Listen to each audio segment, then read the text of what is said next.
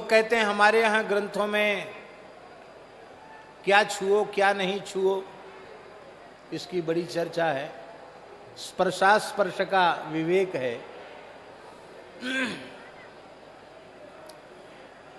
खुली भाषा में कहें तो छुआछूत। पर एक बात, आप सब पढ़े लिखे बुद्धिमान हैं, मंच पर बड़े बड़े सुधीजन बैठे हुए हैं।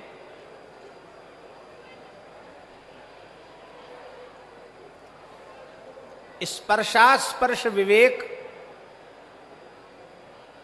घृणा मूलक नहीं है, द्वेष मूलक नहीं है, तिरस्कार मूलक नहीं है, वह विवेक मूलक है।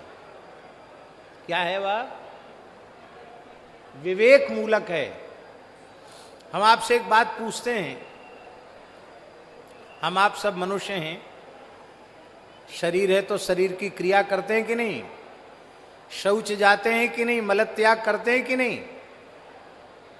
और अपने ही हाथ से अपने मल का प्रक्षालन करते हैं। फिर उस हाथ को बिना सावन, बिना हैंडवाश, बिना मिट्टी से शुद्ध किए बिना हम अब उस हाथ का स्पर्श अपने अन्य किसी अंग से नहीं कराते हैं। तो क्या हमारा अपने ही अंग के प्रति द्वेष है, अथवा भेद बुद्धि है, अथवा घृणा बुद्धि है? ये तो नहीं है।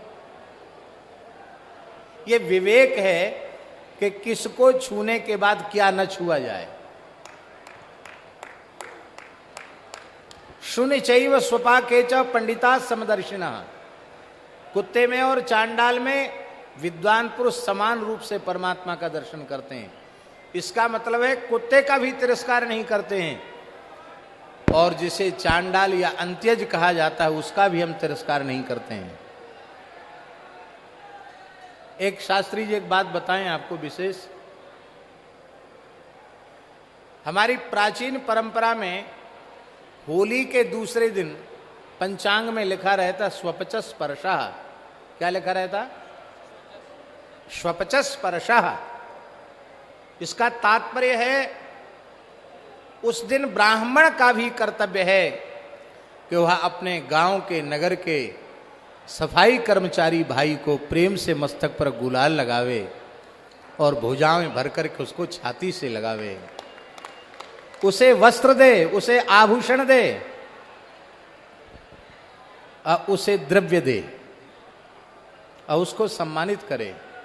आप लोग कहें कहाँ लिखा है? जब हम लिंग पुराण का पारायण कर रहे थे उसमें यह प्रसंग आया। उसमें हम बुंदेलखंड के एक छोटे गांव लिधोरा में थे। तो जब ये पूरा प्रकरण आया कि जो व्यक्ति ब्राह्मण, क्षत्रिय अथवा वैश्य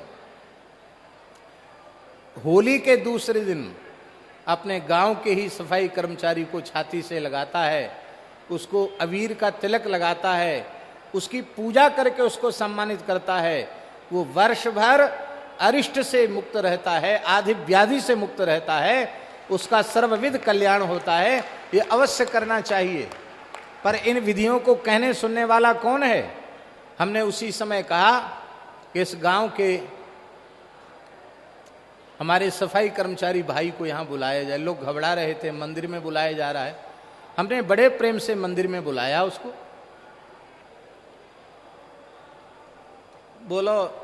बोला महाराज हम पांव पल लें,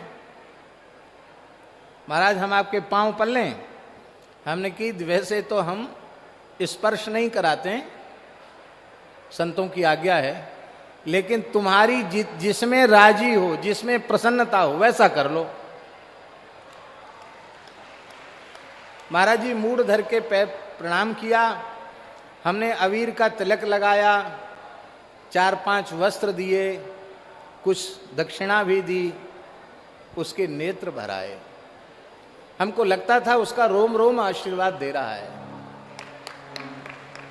बड़े दुख की बात है, हमारा अपना भाई ही, महाराज जी हमारा अपना भाई ही हमसे उपेक्षित और तिरस्कृत होकर ईसाई बन जाता है तो भाई साहब हो जाते हैं। फिर वे हमारे घर में बैठने के, हमारे साथ बैठने के, हमारी थाली में भोजन करने के अधिकारी हो जाते हैं। हमारे ही अपने भाई हमारी अपनी उपेक्षा और तिरस्कार के कारण इस्लाम में दीक्षित हो जाते हैं, मुसलमान हो जाते हैं, तो वो भाई जान, चचा जान हो जाते हैं। उनसे हमारे स्पर्श का विवेक नहीं रहता, और अपने ही भाई को हम कहते हमारा स्पर्श मत करो।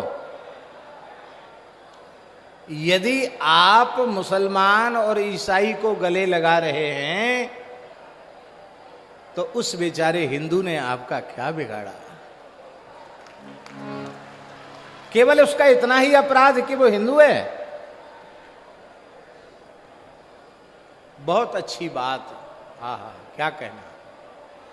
वर्णाश्रम व्यवस्था एक ऐसी व्यवस्था है जिसका आदर करने पर कोई भूखा, कोई बेरोजगार नहीं, पर इस व्यवस्था में द्वेष को, घृणा को, भेदभाव को कहीं स्थान नहीं है।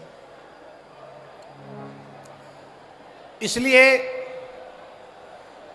सबको अपने में समेटने वाली विचारधारा हिंदू विचारधारा है, और उस विचारधारा की स्थापना केवल भारत राष्ट्र में नहीं, संपूर्ण धरती पर होनी चाहिए, पूरे विश्व में होनी चाहिए।